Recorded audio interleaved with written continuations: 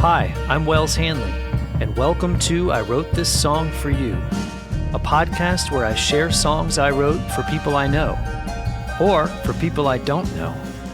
The truth is, I'll write a song for anyone who evokes a feeling in me that I have no way of responding to other than to write a song for them.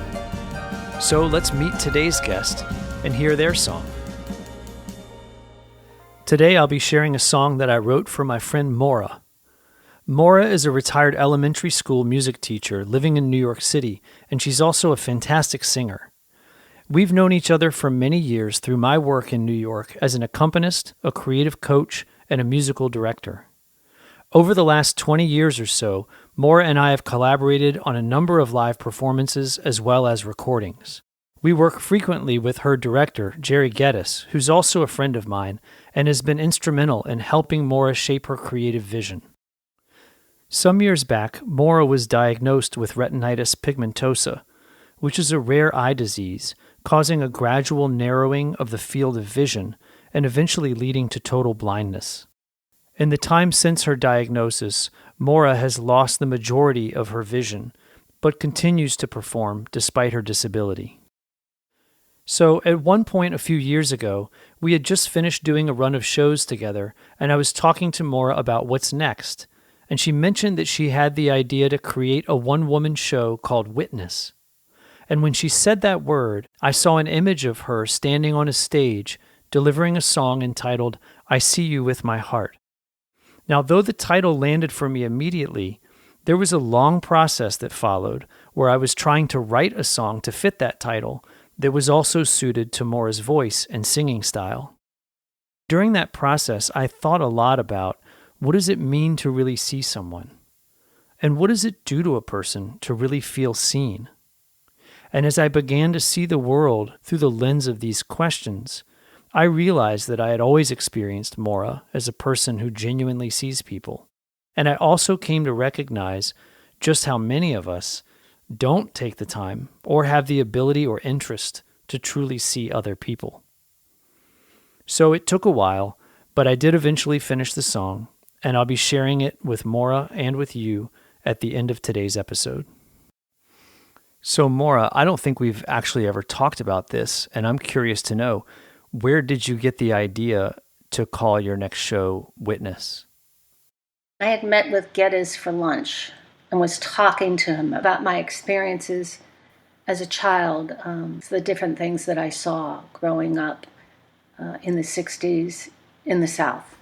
In Shreveport, Louisiana, Montgomery, Alabama, Columbus, Mississippi. Mm-hmm. And he said to him, he thought the show should be called Witness. And I was speechless. I mean, it was just so right. You know, I'd been collecting songs a little bit before, but nothing had, it's hard. You're trying to put your thoughts together, find music connections. But what was also going on was a second thought was going on, not just about what I saw, but also my faith. When I was a child, going to a Catholic school in Shreveport, in the playground one day, I saw 3 children walking side by side, not on the playground, but there was like a courtyard around it, and they were black. And they went to school there. But I only saw them that one day. Mm. And I asked my sister about it. And she said they went to school there because their father was a doctor. And we were only accepted at that school because my father was in the Air Force and he was in Vietnam. Mm-hmm. And here I am going to this Christian school. It just got me questioning.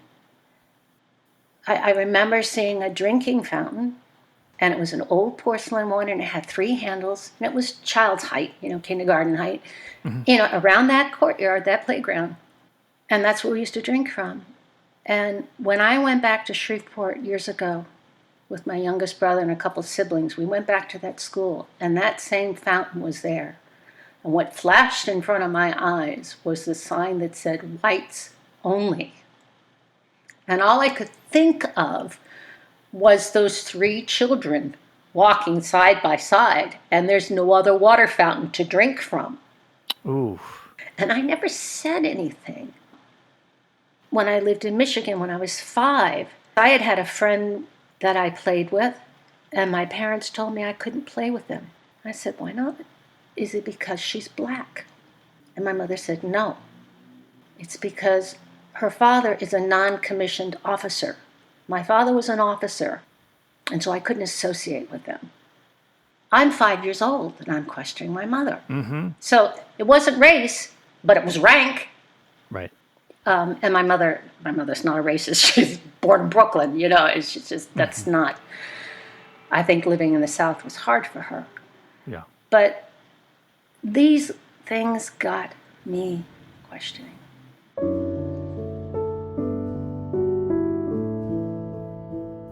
You're looking around and seeing people who identify as Christians who are totally cool with segregation, and who see those 3 children who don't have access to water and have to go to some different part of the school. No one played with those children.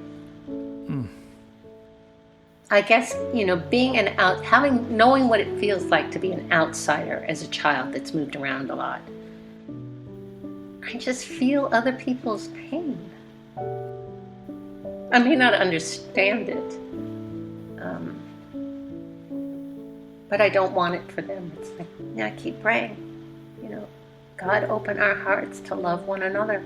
Love the beauty of the differences that we have. We're human. You're a person. You're a human being. Mm-hmm. I don't care who you are, except what's in your heart, your soul, how you speak to one another, treat one another. It's like people put me in a box. You're a music teacher. Mm-hmm. I'm so much more than a music teacher. Right. We're all so vast. We're vast and we're complicated, and we're not our roles. Yeah. You may be limiting someone by putting that label.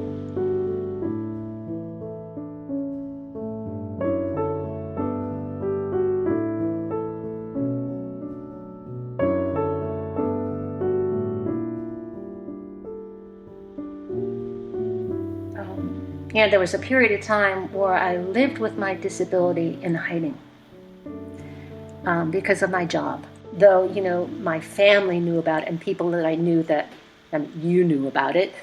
Mm-hmm. But I knew it wasn't out there in the open. Mm-hmm. And when I went to the administration to tell them, they advised me, if you want to tell a couple of friends, yes, but you don't want it getting out in the community. Mm-hmm. And when I was able to leave teaching and a couple of years later say, hey, I'm legally blind, and I've been that way for a while, I felt like I was coming out of the closet. Mm-hmm. So when I really started being out in the community and walking with my cane, I was able to see and feel what others have experienced, being disabled or, in some ways considered an outcast. But the kindness that I witnessed in unexpected places, being raised in the military, you have to be fiercely independent, you just, always aim higher and, nothing's going to get you down and, you always do your best, blah, blah, blah. So I was used to being, doing a lot of things on my own. Mm-hmm. And now I needed to learn to accept help.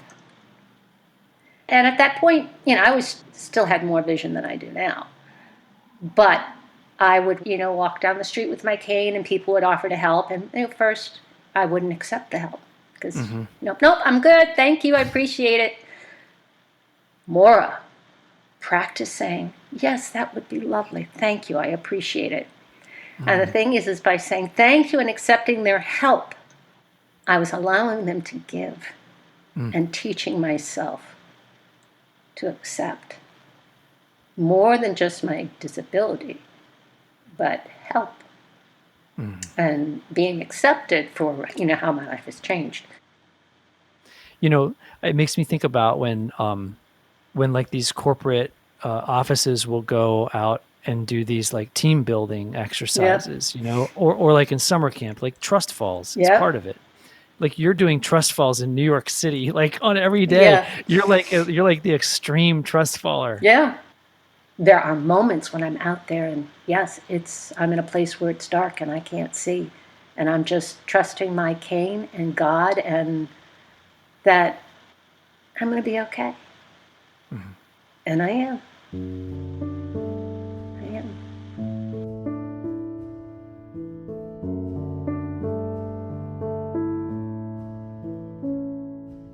I wonder sometimes if there were little clues in my life about what was to come for me. I remember as a child visiting New York, and my grandmother lived in Brooklyn, and we went into the city, and one day she says, go give this to this person. Like money? It was charity. Mm-hmm. And it was a blind man selling pencils with a cup. Whoa. And I was scared. Mm-hmm. I was scared. And I'm like, why am I afraid of this person? What is it? Is it a label? What is it? And I don't know.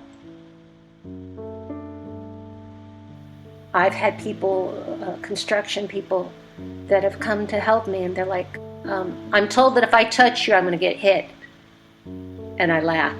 I said, well, I won't hit you. I said, someone else might, but I won't. I said, I appreciate that you want to help me. And it became a moment, this is how you can help people that are blind.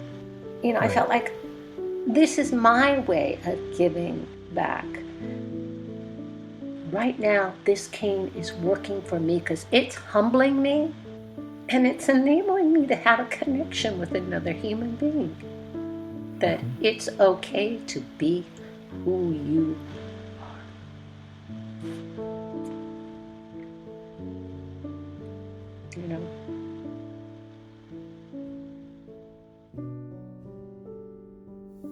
So I'm curious, are there situations where you have felt discriminated against because of your disability?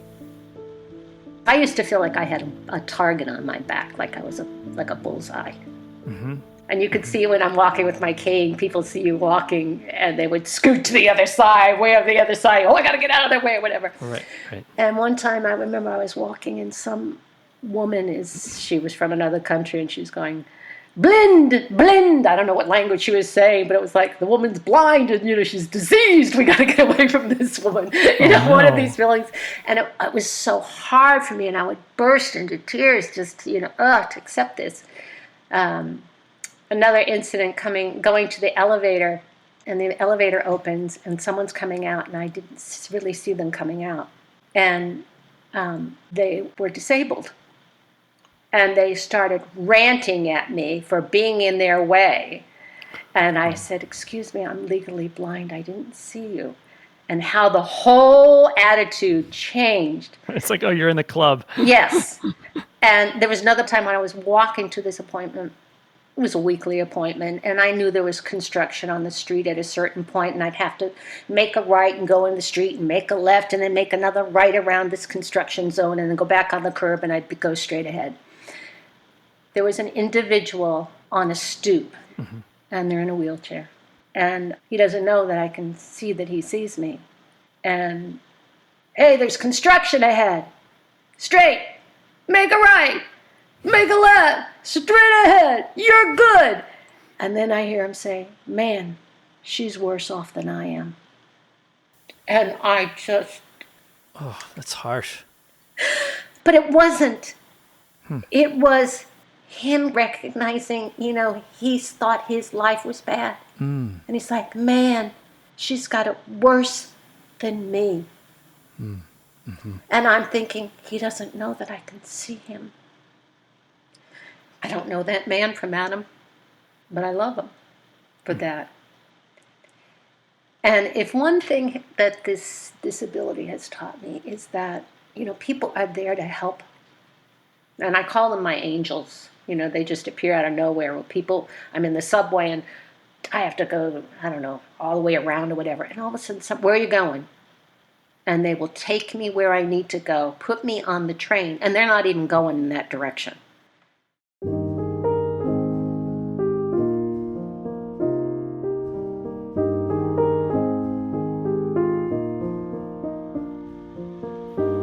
What is witness? Witnessing other people's lives, watching it, living my life, watching how other people react to my situation. Part of this is like, will my telling my story, my experiences, help someone else find that small voice that I have? My voice is very small. But maybe that small voice will ignite something in someone else. Mm-hmm. And it will build.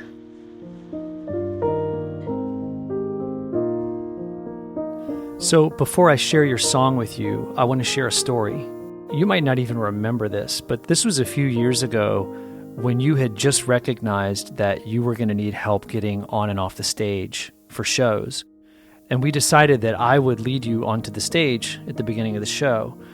And the first time we did this, it was at the Metropolitan Room in New York, where, we have to enter through the crowd to get to the stage. And normally I would be already set at the piano, and when they announced your name, I would start playing, and the lights would bump, and it was this big build-up to you coming out on the stage. Yeah. And this time, instead, I was waiting with you off stage. And so we're there together, and the electricity is building in the room, and they finally announce your name, and I start leading you through the crowd, and it's packed. Mm-hmm. And there were just a lot of chairs, the aisle was obstructed, and it just took a while to get up to the stage. It felt to me like it took forever. Mm-hmm. And I think at a certain point, the audience even stopped clapping and was just waiting for you to get up to the stage. And I was thinking about how this is your big night. This is your show. And the first thing that the audience is seeing is your disability. And I began to imagine all of the feelings that I'm guessing you must have gone through in the course of losing your vision. Mm. And I was imagining what I would be feeling, which was frustration and anger and even resentment. And in that moment, I was struck by the fact that you were exuding absolute and total joy and gratitude that you were there to sing for us. And I could feel the room responding to that. And I thought about it, actually, as I was writing this song for you, that how important is the power of perception, the ability to see things in a certain light. And I see you doing this with people as well. And I think this is the main point that I'm actually trying to make, is that when you see a person in a certain light, it has an impact on that person. And that is actually a form of action. And I felt you doing this with me. I know what it feels like. There's a way that you have viewed me with a kind of generosity and kindness, which I have felt. And I've seen you do it with other people, and I've seen it totally change a person's disposition. I've witnessed that over and over again. So when you talk about finding your voice, I am totally in support of that, and I think it's important. But I also want to offer what I see, which is that you're already doing so much. You did so much in that room that night, and you hadn't even gotten to the stage yet, let alone picked up the microphone and used your voice. So in my imagination, I see that long walk through the crowd, landing you at the beginning of a show called Witness. And as you turn to face the audience, it's made up of all of your loved ones and all the people who you've seen being discriminated against throughout the course of your life. And then also all of the people you've encountered on the street, your helpers, your angels, as you call them. And in my imagination, you lift the microphone and sing this song to all of them. The song is called I See You With My Heart. Oh, wow. So, Moira. It's a beautiful title, Hanley. I wrote this song for you.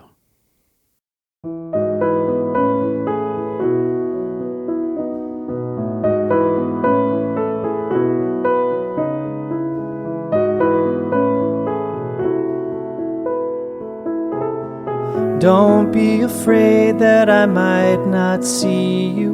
Nothing could be any more untrue. The beauty of light may have up and left me, but darling, I still see you. Now I may not notice the clothes you wear, or the style of your hair, or your face so dear, though you treasure the photos of the times we share. That's not important here. These are the little things, but I see who you are. So don't be afraid, don't even start. I see you with my heart.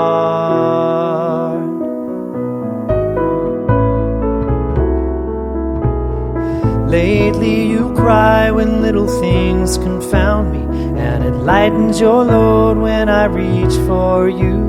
Your eyes give a glow that I can feel surround me, and it tells me your love is true. These are the things I see when you show me who you are. So don't be afraid, don't even start. I see you with my heart. Every year there is a different style, a brand new coat that's gonna last just a while, a new kind of phone that'll help you feel never all alone.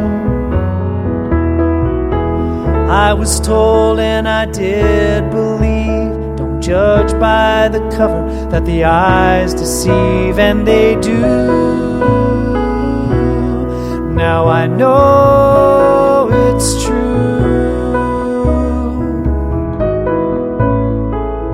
but no matter for me and you, 'cause we have a different way. And I see you for who you are. So don't be afraid, don't even start. I see you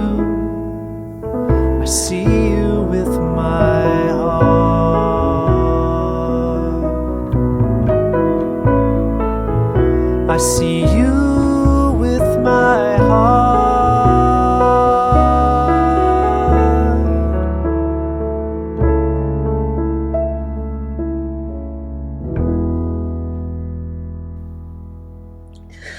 You see me with your heart, Hanley. Oh, God, you do. That is just truly beautiful. Truly beautiful. It's about a beautiful person. You could have been writing it about yourself, Hanley. That's how I feel about you. Thanks. Oh, holy moly. You know, I'm kind of relieved. I mean, I was nervous about this one. Well, I must say your story about leading me on and off the stage and how you thought about it. Mm-hmm. That's beautiful, Hanley. Mm-hmm. That's how it hit me. It was almost like time stood still for that moment. It's just amazing. Jerry said once someone came up to him afterwards, was talking about something, and he said, well, you know, she's blind. And they're like, why didn't you tell me? Because it was something that they had written in a review. He's like, you know, why? Right. Why? You know? Right. So, right. Moira Danis will be doing a show on July the 17th at the Metropolitan Room. She's blind. There's a 2-drink minimum. Tickets are $15. There's a cup that you can throw a quarter in if you wish. Right. She'll sell you a pencil. There you go. I was going to give it to you. I didn't sell it, I'll give it. That's right. Oh, man. Oh, gosh, Hanley. You know, people are afraid to talk about it. And, you know, we talk about it and it's serious, but we laugh. And that's the joy. Yeah. That's what makes this is life, embrace it.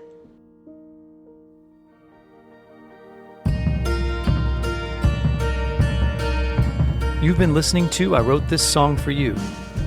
It's clear when a song rises up in me that it's meant to be given away as a gift. And sharing these conversations and songs with you is work that I believe in and am committed to continuing. But I need your help to keep it going. For as little as $5 a month, you can join the I Wrote This Song For You community on Patreon, where you'll have access to exclusive content and other rewards. Simply click the link Be a Patron, either in the show notes of this episode or on my website, iwrotethissongforyou.com. You'll be redirected to Patreon, which is a secure site where people like you who believe in projects like mine can lend your support. Today's song, I See You With My Heart, was written and performed by me, Wells Hanley, and I was joined by Curtis Fye on bass. To submit your story to be considered for a future episode, simply fill out the form on the contact page of my website at iwrotethissongforyou.com. Thanks for listening, and I'll see you next time.